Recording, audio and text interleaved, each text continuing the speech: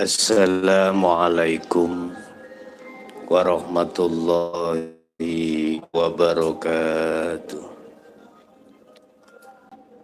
Ila hadratin Nabil Mustafa Rasulullah sallallahu alaihi wa alihi wasallam wa ala alihi wa ashabihi wa dzurriyyatihi wa qarabatihi wa ahli baitihi wa ashabil kiram wa ila jami'il anbiya wal mursalin wal awliya was suhada was sholihin wa tabi'ina ila yaumiddin, khususan ila jami'i arsyadatina wa masyayikhina ila muntahum wa ila abaina wa ummatina wa azdadina wa masyayikhina wa auladina wa azwazina wa dzurriyyatina wa ahli baitina, khususan ila jami' arwah fi hadzal majlis wa ghairuhum syai'ulillahi lana wa lahumul fatihah.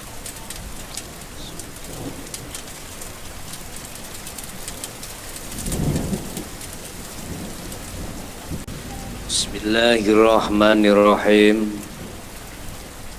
Alhamdulillahilladzi di anzala kitabil haqqi basira wa nadhira li futuhi qulubil muslimin wal muslimat wal mu'minina wal mu'minat. Asyhadu an la ilaha illallah wa asyhadu anna Muhammadan abduhu wa rasuluh. Allahumma salli wa sallim wa barik alaih wa ala alihi wa ashabihi ajma'in. Qala Allah ta'ala fi kitabil karim, a'udzu billahi minasyaitonir rajim. Bismillahirrahmanirrahim. Wadhkur isma rabbika bukratan wa asila wa minal laili fasjud lahu fasabbihu lailan tawila. Shadaqallahul azim. Amma ba'du. Bapak Ibu hadirin jamaah dimanapun Anda berada, alhamdulillah dalam kesempatan malam hari ini kita sudah memasuki hari yang ketiga. Materi yang akan kami sampaikan beruntutan dengan materi yang kemarin. Pada malam hari ini kami akan mencoba mengambil surah Al-Insan ayat 25 dan 26, di mana materi bagaimana caranya untuk membersihkan hijab atau kotoran-kotoran hati, sebab dengan kotoran itulah menjadikan hati manusia menjadi gelap. Jadi manusia hatinya tidak bisa membuktikan dan menyatakan ananing Allah Subhanahu wa ta'ala. Dengan penyakit itulah yang akan menjadikan keterburukan mental untuk menghadapi situasi apapun. Akhirnya mental hati kita menjadi mental yang sangat jelek. Dengan kotoran hati sehingga menutupi hati kita itulah hati kita akan mendapatkan konspirasi dari hawa nafsu, sehingga menjadikan tabiat karakter daripada hati ini selalu menjadi budaknya hawa nafsu. Oleh karenanya, pada kesempatan malam hari ini akan kami buka rahasia bagaimana caranya kita untuk membersihkan dan mensikapi semua apa yang dimaksud, yaitu kotoran hati, supaya untuk ke depan hati kita tidak akan mendapatkan konspirasi daripada hawa nafsu. Tidak mudah hati kita akan dijadikan hawa nafsu sebagai budak. Dan hati kita tidak akan mudah untuk terpengaruh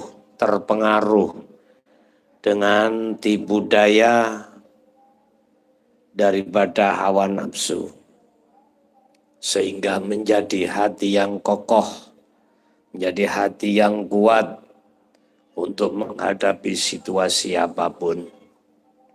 Sebab alasan apapun manakala hati sudah menjadikan Allah Tuhan sebagai imamnya, maka apapun yang terjadi Allah akan memberikan satu payung rahmat terhadap si hamba tersebut.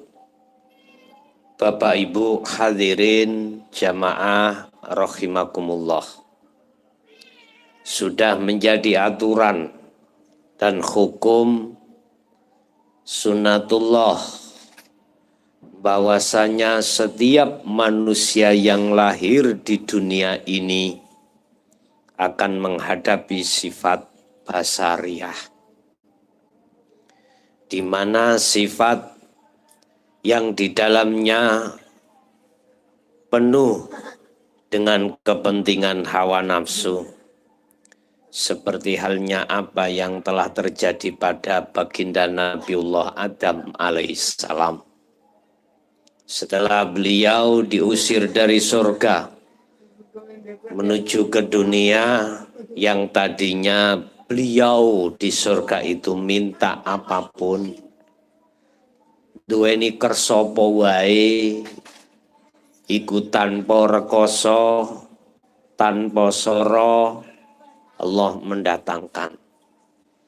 Tetapi ketika saat di dunia, leren nandur, leren ngerit, leren nyelep, leren ngadang, leren mangan,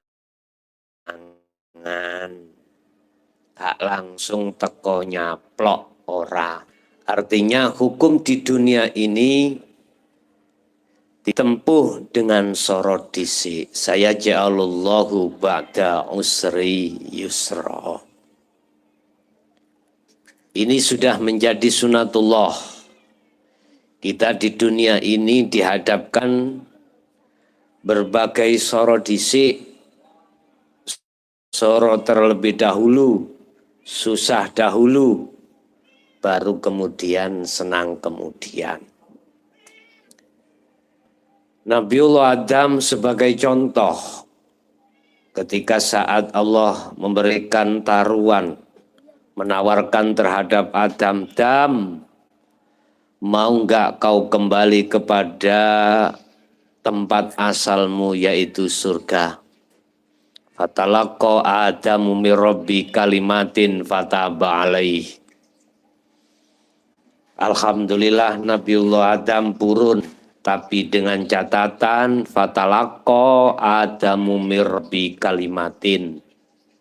Adam kudu gelem nampa, Adam kudu gelem laku wejangane Allah. Kalimatin, bahasa kalimatin iki nek tak terjemahno dengan mudah, yaitu hukum hakikat menuju makrifat. Sebab panjenengan sedaya menungso iki asline duduk penduduk surga, penduduk langit, duduk penduduk donya. Penduduk donya iku ya kaya kucing, kadal, ula, asu, babi, kewan-kewan iku penduduk bumi. Lah panjenengan iki asline penduduk surga utawa penduduk langit. Lah, piye bagaimana caranya kita bisa kembali terhadap penduduk asal kita? Kayak diri Nabiullah Adam, Adam gelem nerima kalimat saking Allah. Berarti Adam iki gelem ngikuti opo anjurane Gusti Allah. Bahasa kita sekarang adalah kalimatin iki manusia yang asalnya dihukum syariat gelem nampa wejangan di dalam hukum hakikat dalam rangka kembali ke makrifat Allah. Artine kuwi ana donya iki bentuk innalillahi biar Anda bisa sampai wa inna ilaihi rojiun, balik nang Gusti Allah ing dalem jalur kanan rahmat, tidak diazab. Berarti Anda harus kalimatin, harus menerima wejangan hukum hakikat dan berlaku hati ini menjalankan hukum ilahiyah dalam rangka menuju datang Allah. Basa Nabiullah Adam nompo gelem nompo kalimat Allah, fataba alaihi, Allah ngapura semua kesalahan Nabi Adam, yaiku kang rupa jeglak mangan buah khuldi. Umur berapa ini, ya, kita tiap saat dan waktu jeglak buah khuldi. Rupane buah khuldi yaiku kesenangan donya. Nek wis ati iki mangkebekan buah khuldi, masih kuwi dadi ustad, dadi kiai, bahkan mbah yai. Nek kuwi apabila Anda tidak mau menerima kalimat Allah, salat to sampak bungkuk, kuwi ora bisa khusyuk. Sampai tua, sampai ilmumu sundul langit, sholat kamu tetap tidak bisa memenuhi kriteria apa yang dimaksud di dalam Al-Quran, yaitu khusyuk. Padahal disebutkan waqumu lillahi qanitin, jagalah hal itu dengan khusyuk. Makanya apa sholat iku dalam satu ayat bisa mencegah perkara faksa wal mungkar. Iku sholat sing khusyuk. Nek ora bisa ya ora iso faksa mungkar iku ilang.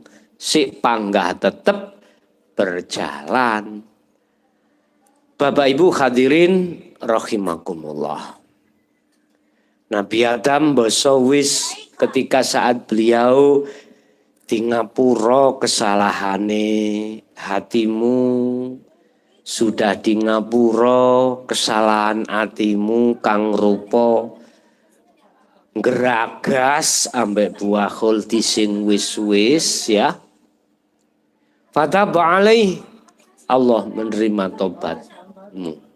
Bentuk tobatmu, hatimu sadar untuk hati iki berlaku hukum hakikat. Rupane kuwi gelem ngaji babakan hukum iki, kuwi gelem memahami nrimo tentang ilmu sing tak sampai ke iki. Kaangger wong lho Pak, kaangger manusia, gak semua manusia mau menerima tentang ajaran dinut tauhid. Tidak angger manusia, nggak angger manusia, gak sembarangan manusia mau. Karena itu pilihan Allah.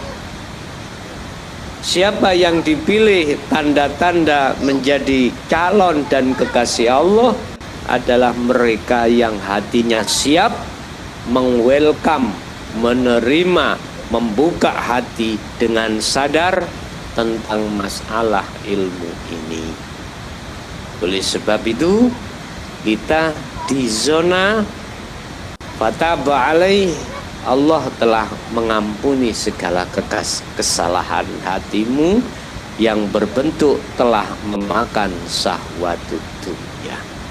Nah, inilah Bapak Ibu yang menjadi alasan hati kita telah gelap terhadap Allah. Bapak Ibu, apa Solusinya, caranya untuk membuka hijab atau kotoran-kotoran hati ini. Pertama tadi sudah saya katakan, prosesnya kita harus mencari guru akhirat. Sudah dapat. Kemudian guru akhirat memberikan satu wejangan, memberikan satu ilmu, itu sudah kita terima. Sekarang tinggal melakukan. Al Insan dibuka ayat 25-26. Ini ajaran Allah langsung terhadap Nabiullah Muhammad. Supaya hati Nabiullah Muhammad tidak kena konspirasi hawa nafsu. Hatimu supaya tidak kena konspirasi apa sih? Hatimu supaya tidak yang dimunculkan oleh hawa nafsu di dalam hatimu. Sebab roh disitau. Bapak Ibu hadirin rahimakumullah. Cara yang tepat, lakukanlah ya yang namanya zuhud.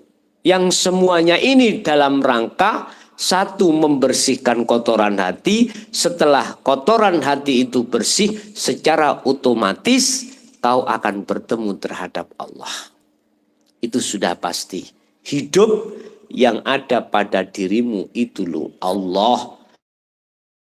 Hidup yang melimputi semua segenap alam itulah Allah. Allah iku jenenge, sing duweni jeneng Allah iku hidup yang melimputi segenap alam. Bisa menemuinya, syaratnya kau harus bersih dulu. Ini tak jauh berbeda dengan apa yang telah disampaikan Allah terhadap sejarahnya Nabi Musa ketika Nabi Musa dipanggil oleh Allah untuk menerima wahyu. Wahyuku di atas filsafat ya. Wahyu itu di atas filsafat. Lah wahyu inilah yang tertinggi. Jadi sebelum beliau itu bertemu Allah di Gunung Turisina ya, Nabiullah Musa itu diingatkan terhadap Musa bil wadil muqaddas Tuwa. Musa, kau akan masuk di lembah yang saya sucikan. Oleh sebab itu, sucikanlah, lepaskanlah kedua trompatmu. Lepaskanlah kedua sandal atau sepatumu. Nah ini kan tembung isyarah, tembung kinayah terkait sepatu atau sandal yang dipakai oleh Nabi Musa. Ini adalah kotoran hati Bapak Ibu ya. Baik yang dimaksud syirik jali maupun syirik khafi ya. Ini kudu dilepas. Manakala Nabi Musa itu sudah melepas kedua sandalnya, maka disitulah pertemuan terjadi antara Nabi Musa dengan Tuhannya di Gunung Turisina. Ini sejarah di dalam surat At-Toha ayat 11 sampai ayat 14. Nah, detik-detik ketika saat Nabiullah Musa bertemu Allah, di situ disebutkan ayatnya yang ke-14. Bapak Ibu hadirin rahimakumullah. Guru akhirat sudah membersihkan kotoran hati. Lah dunia ya. Bisa dilihat di dalam surah Al-Baqarah ayat 25 ya. Di situ dikatakan la ikraha fiddin qad tabayyana rusdu minal ghayy. Wa may yakfur bitaghut wa yu'min billah. La ikraha fiddin, tidak ada paksaan tentang masalah ilmu ini, ajaran ini. Ajaran apa yang dimaksud? Qad tabayyana rusdu minal ghayy. Ajaran yang melepaskan hatimu dari perbudakan hawa nafsu. Ajaran yang mengeluarkan hatimu minaz zulumati ilan nur, dari kegelapan menuju terang benderang. Ajaran yang menuntun hatimu yang asalnya kau menjadi budaknya hawa nafsu menuju budaknya Allah. Ajaran yang mengajarkan tentang hatimu masalah bagaimana melepaskan kotoran hati untuk menuju kesucian hati. Jadi hati yang kami maksud adalah ruh yang ini nanti kembali kepada Allah. Bapak Ibu, yakfur bitaghut wa yu'min billah, itu zuhud. Yakfur bitaghut, hatimu harus mengingkari atas nafsu. Yang nafsu itu memunculkan kesenangan dunia. Artinya hatimu tidak boleh menyenangi selain Allah, bermahabbah-mahabbahan terhadap selain Allah yang disebut kesenangan dunia. Kesenangan dunia itu bukan termasuk bojo sampak papat tok boten, anak, rumah mewah, mobil akeh, sawah ukeh, pangkat dawur, bukan itu aja. Yang disebut kesenangan dunia contoh kecil aja ya. Contoh. Kau menjadi guru misalkan. Manakala dalam hatimu itu menyukai supaya anak didikku iku nganut kabeh, ya, pinter kabeh. Iki ku ono kesenangan dunia. Manakala kau dihadapkan anak didikmu iku nakal, misalnya, ya. Anak didikmu iku mang nggudo ae. Kan kowe gak kepingin to. Kepingine atimu supaya anak didikmu iku kabeh manut. Ya. Kabeh kuwi semuanya iku mang sesuai dengan apa yang kau generasikan. Ternyata di situ kok yo ada yang tidak seperti itu. Ikut termasuk kesenangan dunia. Lah yang benar ya apa? Ya wis bah anak didikmu iku mau genah utawa gak genah, ojo menjadikan hatimu iku mang bermasalah. Nah, gitu. Hati-hati. Pokoknya kesenangan dunia itu hanya begini. Mana yang miturut hatiku cocok, ya iku. Lah iki. Berarti kau tidak melihat Allahnya. Kau telah menyampingkan Allahnya dan kau mendahulukan nafsu yang ada pada dirimu. Iku kesenangan dunia. Termasuk bagi ustadz, bagi kiai, kok yon duweni manakala memiliki hati diam-diam seneng digungno wong, suka dihormati orang, suka dipuja orang karena ilmu atau hartanya, itu termasuk kesenangan dunia. Hati-hati. Tadi pangkat disebut ustadz, pangkat disebut kiai, pangkat disebut habaib, ya, itu termasuk kesenangan dunia. Hati-hati kamu ya. Termasuk duriyahnya itu loh, dari duriyah anak keturunan Rasulullah. Manakala kau berbangga-bangga, suka senang di situ, maka itu termasuk kesenangan dunia. Dan ini akan menjadi hijab dan tutupnya hatimu terhadap Allah. Hati-hati. Jadi bukan hanya yang dimaksud kesenangan dunia itu bukan hanya mobil akeh, berpangkat, ya. Terus bojone iku mang 23, anake 32. Bukan itu tok, sawai oke bukan. Duiti selalu nyumber oga. Bukan. Jadi ada kesenangan dunia itu yang sangat-sangat apa?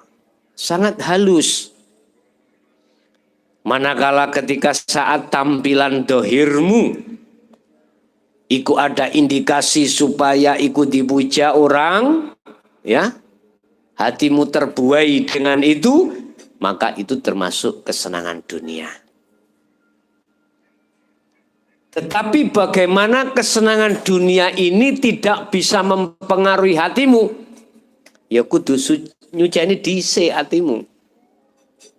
Belajar ilmu dulu, berlaku membersihkan kotoran hati, setelah terbebaskan, baru bisa kau tidak terpengaruh dengan kesenangan dunia, walaupun kau jadi presiden atau roisul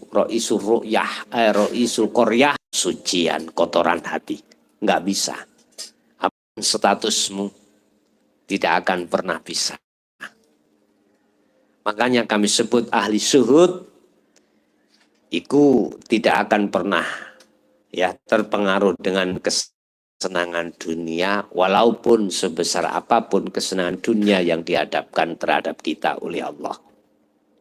Bapak Ibu, di dunia ini secara fisik tidak bisa terlepaskan dengan kebutuhan dunia. Tidak bisa. Karena itu hukum sunatullah. Wong nek ana dunya mripate melek iku ya kudu nyekek ya tuh uang. Lah uang iku teko nyambut gawe lho. Nyambut gawe iku ana macam loro, ana sabab, ana tajrid, ngono lho. Tergantung. Zuhud adalah hati telah meninggalkan kesenangan dunia, ya. Itu namanya zuhud. Khalwat, hati meninggalkan seluruh kesenangan dunia yang berbentuk apapun. Lah, disinilah zuhud itu terbagi menjadi dua. Ya. Zuhud secara amkur Muhammad wadkur podo dzikira sira sila baik pagi, siang, sore. Ini masih dalam bahasa isyarah, Pak. Bahasa isyarah. Yang dimaksud zikir itu bagaimana? Ini mungkin nanti akan kami jelaskan di dalam bab yang tersendiri. Cuman sekarang akan kami jelaskan sedikit aja. Zuhud, saya ulang lagi, definisinya adalah hati yakfur bitaghut, meninggalkan kesenangan dunia. Itu zuhud. Wa yu'min billah, satu sisi hati menuju bertemu bermahabbah-mahabban, bergendak ria dengan Allah. Wa yu'min billah maksudnya hatimu harus menghadap terhadap Allah, hidup. Dikatakan zuhud umum ini fisikmu itu berkontraksi langsung dengan kesenangan dunia.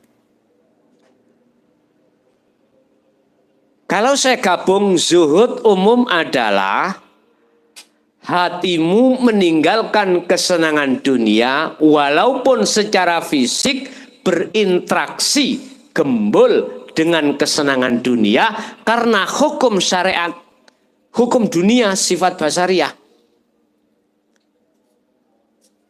Satu sisi wa yu'min billah, hatimu tidak boleh berhadapan terhadap kesenangan dunia, tapi harus menghadap asyhadu ke ilallah, yaitu hatimu menghadap terhadap hidup yang menguasai kesenangan dunia. dunia. Itulah Allah. Kau tidak bisa tembus nang Allah dalam kesenangan dunia manakala kamu tidak memiliki guru, ilmu, laku, iso. Makanya Anda kalau masih ada di ahli hijab, yang menguasai kesenangan dunia itu siapa? Mesti jawabnya makhluk kamu. Contoh, kamu kerja pada sang pemborong. Mungkin kamu saya tanya, kamu dapat dari mana, dikasih uang siapa? Ya pemborong kui. Lah itu yang ndelok makhluke. Gak iso kui ndelok Allah yang mboten saged, tidak bisa. Karena kui kegolong ahli hijab. Tapi kalau kau sudah masuk di dalam golongan hakul iman, ahli syuhud baru bisa Allah. Gampangane ngomong, dohir itu bicara, Allah hati tembus, maksud Allah kang sejati. Iki disebut zikir zuhud umum, ya. Jadi pembagian zuhud itu ada dua. Satu zuhud secara umum. Dasari surat Al-Insan ayat 25. So awan sore Muhammad dzikiro awakmu. Lah sing dimaksud zikir ini adalah tidak cukup secara jahar, tidak cukup secara sirri, tetapi kau harus tahu kuncinya zikir bisa sampai pembersihan kotoran hati dan sampai menuju dan bertemu terhadap Allah. Itulah yang kami sebut sebagai zikir tingkat 3 dan 4. Apa tingkat 3? Sebagai kunci pembuka maqam syahadah, yaitu sirul asror. Nah, di dalam sirul asror itu ada 3 tahap. Sampai zikir nomor 4 yaitu fana'u zikri. Nanti ada bab tersendiri tentang masalah zikir akan kami jelaskan. Bapak Ibu hadirin rahimakumullah. Itu zuhud secara umum atau disebut ya. Sebut khusus bagi pemula-pemula. Untuk zuhud berikutnya yang kedua adalah zuhud secara khusus. Zuhud secara khusus ini nanti wiritane lakune ya zikir. Sekali lagi saya katakan, bab masalah zikir untuk membersihkan kotoran hati ini tidak cukup kita zikir jahri. Apa jahri? Diucap ning lisan la ilaha illallah. Terus siri tidak cukup. Di siri itu apa? Zikir nafas. Zikir nafas melebu, masuk, keluar itu. Zikir itu kan bahasa Arab, Pak. Ya, Bu. Zikir basa Indonesianya ingat, basa Jawanya eling. Secara istilah definisi zikir adalah hati sadar dan menyadari bahwasanya yang meliputi hanyalah Allah yang nyata al-haq. Tanpa hidup di situ tak akan mungkin.